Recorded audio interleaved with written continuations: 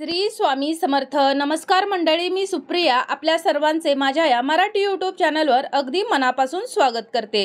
17 जुलै 2024 रोजी येत आहे देवशयनी आषाढी एकादशी. या दिवशी आपण विठुरायांसोबतच भगवान श्रीहरी विष्णू यांची देखील विधिवत पूजा सेवा करत असतो. या दिवशी आपल्याला एक साधा सोपा परंतु अत्यंत प्रभावी उपाय करायचा आहे, जेणेकरून आपल्यावर आपल्या संपूर्ण कुटुंबावर भगवान श्रीहरी विष्णू तसेच माता लक्ष्मीची सदैव कृपा राहील.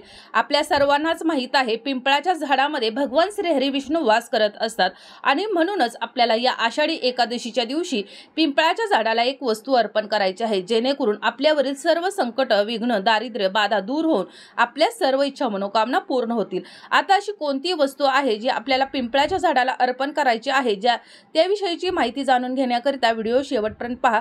त्याचबरोबर चॅनलवर जे नवीन आहेत त्यांनी चॅनलला सबस्क्राईब करा, जेणेकरून आपले असेच येणारे नवनवीन माहितीमय आणि भक्तिमय व्हिडिओ तुमच्यापर्यंत पोहोचत राहतील. तसेच व्हिडिओ पाहत असताना व्हिडिओला लाईक करायला विसरू नका. आपल्या आजूबाजूला अनेक अशी झाडं आपल्याला पाहायला मिळतात जी अत्यंत पवित्र आणि पूजनीय मानली जातात. त्यांची जर विधिवत पूजा केली, सेवा केली तर त्या झाडांशी संबंधित देवी देवतांचा आपल्याला कृपा आशीर्वाद प्राप्त होतो असं देखील म्हटलं जातं. पिंपळाचे झाड सनातन धर्मात अत्यंत पवित्र मानलं गेलं आहे. या झाडामध्ये देवी देवता वास करत असतात आणि त्याचबरोबर त्यांची पूजा केल्यानं आपल्या सर्व इच्छा मनोकामना पूर्ण देखील होतात असं म्हटलं जातं. आपल्या हिंदू धर्मशास्त्रानुसार पिंपळाच्या झाडाला देववृक्षाची पदवी देण्यात आली आहे. पिंपळाची पूजा अनेक प्रसंगी केली जाते, मग ती अमावस्या असेल, पौर्णिमा असेल किंवा गुरुवारी, शनिवारी या पिंपळाच्या झाडाची पूजा करण्यात येते. असं म्हटलं जातं की भगवान श्रीहरी विष्णू आणि माता लक्ष्मी या पिंपळाच्या झाडामध्ये असं म्हटलं जातं की पिंपळाच्या मुळामध्ये भगवान श्रीहरी विष्णू तसेच केशव, फांद्यामध्ये नारायण, पानांमध्ये देवहरी आणि फळांमध्ये सर्व देवी देवतांचा वास असतो. पिंपळ हे वृक्ष भगवान श्रीहरी विष्णूंचं रूप असून अनेक महात्मा या झाडांची सेवा करताना आपल्याला पाहायला मिळतात आणि म्हणूनच या अत्यंत पवित्र अशा वृक्षाची आपल्याला या आषाढी एकादशीच्या दिवशी सेवा करायची आहे, उपाय करायचा आहे. तर या आषाढी एकादशीच्या दिवशी तुम्ही दिवसभरात कधीही हा उपाय केला तरी देखील चालेल. शक्यतो सकाळी किंवा संध्याकाळी तिन्ही सांजेच्या वेळेला आपण हा उपाय करायचा आहे, परंतु शक्य झालं नाही तर दिवसभरात तुम्ही कधीही करू शकता. तर हा उपाय करत असताना आपल्याला सर्वप्रथम आपल्या देवघरातील देवी देवतांची, भगवान श्रीहरी विष्णू, माता लक्ष्मीची पूजा करायची आहे. भगवान श्रीहरी विष्णूंची जरी मूर्ती आपल्या घरामध्ये नसेल तर बाळकृष्णाच्या मूर्तीचा आपल्याला अभिषेक करायचा आहे, सेवा करायची आहे. विधिवत सेवा झाल्यानंतर भगवान श्रीहरी विष्णूंचं नामस्मरण करायचं आहे. या दिवशी आपल्याला निर्जला व्रत करायचं आहे. या दिवशी तुळशी माता देखील भगवान श्रीहरी विष्णूंसाठी निर्जला व्रत करत असते आणि त्यानंतर आपल्याला ही सेवा करण्यासाठी पिंपळाच्या झाडाजवळ जायचं आहे. जात असताना आपल्याला काही वस्तू देखील घेऊन जायचं आहे. त्यामध्ये सर्वप्रथम आपल्याला एक कणकेचा दिवा बनवून घ्यायचा आहे. गव्हाच्या पिठापासून हा दिवा आपल्याला करून घ्यायचा आहे आणि त्याचबरोबर आपल्याला एक तांब्याभर जल घ्यायचं आहे, पाणी घ्यायचं आहे. गंगाजल असेल तर अतिशय उत्तम, गंगाजल नसेल तर घरातील स्वच्छ पाणी आपल्याला घ्यायचं आहे. या पाण्यामध्ये तुम्हाला चिमूटभर हळद टाकायची आहे, काळे तीळ टाकायचे आहेत आणि त्यानंतर थोडीशी पिवळी मोहरी देखील या पाण्यामध्ये आपल्याला टाकायची आहे आणि या पाण्यामध्ये आपल्याला तुळशीची 2 पानं देखील टाकायची आहेत. आता ही तुळशीची पानं आपल्याला आषाढी एकादशीच्या दिवशी तोडायची नाहीत, तर आषाढी एकादशीच्या आदल्या दिवशीच आपल्याला ही पानं तोडून ठेवायची आहेत आणि दुसऱ्या दिवशी आपल्याला तुळशीच्या पानांचे उपाय करायचे आहेत. आणि त्यानंतर आपल्याला मोहरीच्या तेलाचा, म्हणजेच मी जो कणकेचा दिवा सांगितलेला आहे तर त्यासाठी आपल्याला मोहरीचं तेल लागणार आहे. मोहरीचं तेल नसेल तर देशी गाईचं तूप घेऊ शकता, पण हा उपाय करण्यासाठी आपल्याला मोहरीचंच तेल लागणार आहे. आणि त्यानंतर हे सर्व साहित्य घेऊन त्याचबरोबर पूजेचे जे साहित्य आहे, धूप दीप असेल, फुलं असतील, अक्षदा असतील तर ते सर्व आपल्याला घेऊन पिंपळाच्या झाडाजवळ जायचं आहे. आपण ज्या काही वस्तू घेणार आहोत तर त्या शक्यतो पिवळ्या असावेत अशा वस्तू आपल्याला घ्यायच्या आहेत. म्हणजेच पिवळ्या रंगाची फुलं, पिवळ्या रंगाच्या अक्षदा, त्याचबरोबर पिवळ्या रंगाची मिठाई आपल्याला घेऊन पूजेसाठी जायचं आहे. त्याचबरोबर शक्यतो या दिवशी पिवळ्या रंगाची वस्त्र परिधान करण्याचा देखील प्रयत्न करायचा आहे. आता पिवळा रंग का, तर पिवळा रंग हा भगवान श्रीहरी विष्णूंना अत्यंत प्रिय आहे आणि त्यामुळे तुम्ही जर या दिवशी जर पिवळ्या रंगाच्या सर्व वस्तू वापरत असाल किंवा पिवळ्या रंगाच्या वस्तूंनी जर भगवान श्रीहरी विष्णूंची पूजा करत असाल तर भगवान श्रीहरी विष्णूंसह माता लक्ष्मीचा देखील तुम्हाला कृपा आशीर्वाद प्राप्त होणार आहे. आता अशा प्रकारे आपल्याला हे सर्व साहित्य घेऊन पिंपळाच्या झाडाजवळ जायचं आहे। पिंपळाच्या झाडाला सुरुवातीला धूपदीप दाखवून पूजा करायची आहे, अक्षता व्हायच्या आहेत, फुलं व्हायची आहेत। त्यानंतर आपण जे दिवा नेलेला आहे मोहरीच्या तेलाचा, तर तो दिवा आपल्याला त्या ठिकाणी प्रज्वलित करायचा आहे।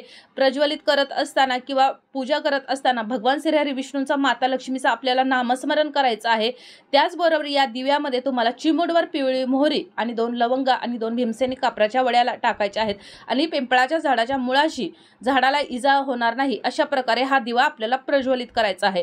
त्यानंतर आपण हे जे पाणी नेलेलं आहे, तर हे पाणी आपल्याला गोल फिरून या पिंपळाच्या झाडाला संपूर्ण घालायचं आहे आणि त्यातील थोडंसं पाणी आपल्याला वाचवून आपल्या घरी परत आणायचं आहे आणि हे पाणी आणल्यानंतर आपल्याला संपूर्ण घरामध्ये आपल्याला हे पाणी शिंपडायचं आहे, जेणेकरून आपल्या घरामध्ये जी काही विघ्न, संकट, बाधा, आजारपण असेल किंवा इतर ज्या काही अडचणी असतील तर त्या दूर होण्यास यामुळे मदत होणार आहे।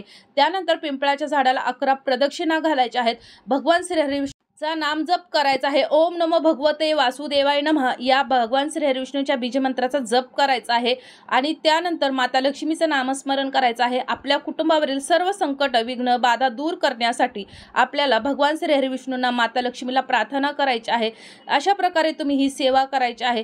त्याचबरोबर शक्य असेल तर तुम्ही दररोज जरी पिंपळाच्या झाडाची पूजा केली तरी देखील चालेल। पिंपळाच्या झाडाची पूजा केल्यानं आपल्यावरील सर्व संकट, विघ्न दूर होतात असं म्हटलं जातं। त्याचबरोबर पिंपळाची जर तुम्ही सूर्योदयापूर्वी कधीही करायची नाही। आपले हिंदू धर्मशास्त्र असं सांगतं की यावेळी धनाची देवी लक्ष्मी माता, तिची बहीण अलक्ष्मीचा निवास हा या पिंपळाच्या झाडावर असतो आणि अलक्ष्मीला दारिद्र्याची देवी मानलं जातं आणि ती जीवनात आपल्या नेहमी दारिद्र्य, अडचणी, विघ्न, संकट आणत असते आणि म्हणूनच या सूर्योदयापूर्वी आपल्याला पिंपळाच्या झाडाची पूजा चुकूनही करायची नाही किंवा पिंपळाच्या झाडाजवळ देखील जाणं आपल्याला टाळायचं आहे। असं केल्यानं आपल्या घरामध्ये दारिद्र्य येण्याची शक्यता असते। त्यामुळे नेहमी सूर्योदयानंतरच आपल्याला या पिंपळाच्या झाडाची पूजा करायची आहे। तर अशा प्रकारे आपल्याला या पिंपळाच्या झाडाची सेवा करायची आहे। दर महिन्याला एकादशी तिथी येत असते आणि दर महिन्याच्या एकादशी तिथीला आपल्याला ही सेवा करायची आहे। त्याचबरोबर गुरुवारी किंवा शुक्रवारी जरी तुम्ही ही सेवा केली तर देखील चालेल आणि शक्य असेल तर दररोज देखील करू शकता। भगवद्गीतेमध्ये भगवान श्रीकृष्ण म्हणतात की पिंपळाच्या झाडं हे सर्व झाडांमध्ये सर्वश्रेष्ठ आहे। तसंच पिंपळ हे भगवान श्रीहरी विष्णूंचं एकमेव रूप मानलं जातं आणि जेथे भगवान श्रीहरी विष्णू असतील तर तेथे माता लक्ष्मी वास करत असते। भगवान श्रीकृष्णाने पिंपळाच्या झाडाखाली बसूनच जगाला गीतेचे ज्ञान दिलेले होते आणि यावरून आपल्याला पिंपळाच्या झाडाचं महत्त्व देखील दिसून येतं आणि म्हणूनच पिंपळाच्या झाडाची पूजा केल्यानं भगवान श्रीहरी विष्णू आणि माता लक्ष्मीचा कृपाशीर्वाद आपल्याला प्राप्त होतो आणि त्यांच्या कृपेने आपल्या सर्व इच्छा, मनोकामना पूर्ण होतात। त्याचबरोबर या पिंपळाच्या झाडाची पूजा केल्यानं आपल्या पूर्वजांचा देखील कृपाशीर्वाद आपल्याला प्राप्त होत असतो आणि त्यांचा आशीर्वाद प्राप्त करण्यासाठी आपल्या आजूबाजूला पिंपळाची झाडं देखील आपल्याला लावायची आहे। त्याचबरोबर भगवान श्रीकृष्णाने भगवद्गीतेमध्ये सांगितलं आहे की झाडामध्ये माझे स्वतःचे अस्तित्व आहे, म्हणूनच पिंपळाची झाडं लावल्यानं आपल्याला चांगली फळं देखील प्राप्त होत असतात आणि दररोज या पिंपळाच्या झाडाची पूजा केल्यानं आपल्याला पितृदोषापासून देखील मुक्ती मिळते।